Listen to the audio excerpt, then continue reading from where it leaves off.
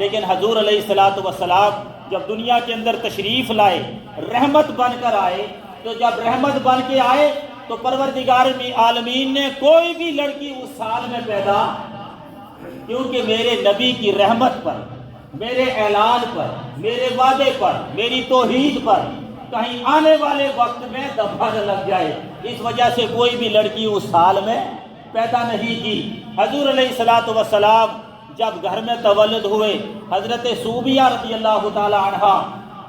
ابو لہب کے پاس بطور لونڈی غلام جب خبر آئی کہ ہمارے گھر میں نبی پیدا ہوئے، ہمارے گھر میں لڑکا پیدا ہوا، ہمارے گھر میں ایک بچے کا جنم ہوا، اپنے آقا ابو لہب سے کہا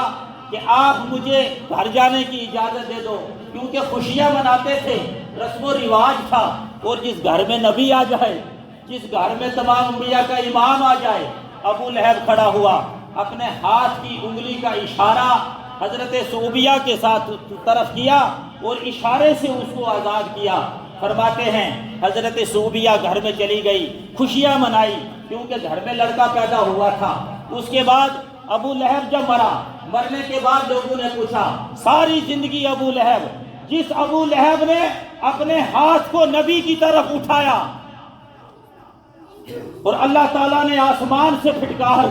کا اعلان کیا، تبت یدا ابی لہب وتب، اے ابو لہب تیرے یہ ہاتھ تباہ برباد ہو جائے۔ ابو لہب نے غصے کے ساتھ ہاتھ کو اٹھایا نبی کی طرف، کیونکہ نبی کو تماچا مارنے کا ارادہ ابو لہب نے، آسمان سے رب نے حضرت جبریل کو بھیجا، تبت یدا ابی لہب وتب۔ اللہ کا قرآن گواہ ہے، رب نے ابو لہب کو بد دعا دی، اے ابو لہب تیرے یہ ہاتھ تباہ و برباد ہو جائیں، جن ہاتھوں کو اٹھا کر تو میرے نبی کے چہرے کی طرف اشارہ کر رہا ہے۔ جب رب نے پھٹکار ڈالی، جب ابو لہب مرا، لوگوں نے خواب میں دیکھا، اپنے حقیقی لوگوں نے خواب میں دیکھا، پوچھا ابو لہب ساری زندگی تو نے نبی کے دین کی مخالفت کی،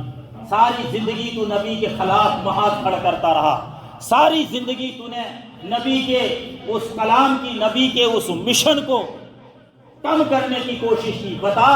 آج تیرا جو وجود ہے وہ قبر کے اندر ہے، آج تو مٹی میں دبا کے رکھا ہے، بتا خدا نے تیری مخالفت کے بدلے میں تجھے کوئی سزا دی؟ ابو لہب نے جواب دیا،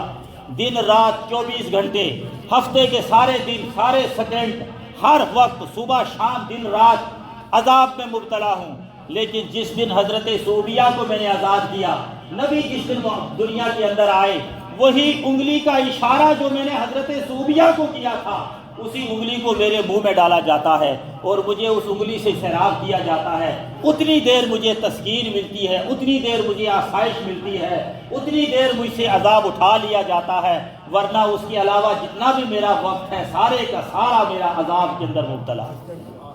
تو حضور دنیا کے اندر تشریف لائے تو رحمت بن کر آئے، رحمت للعالمین بن کر آئے۔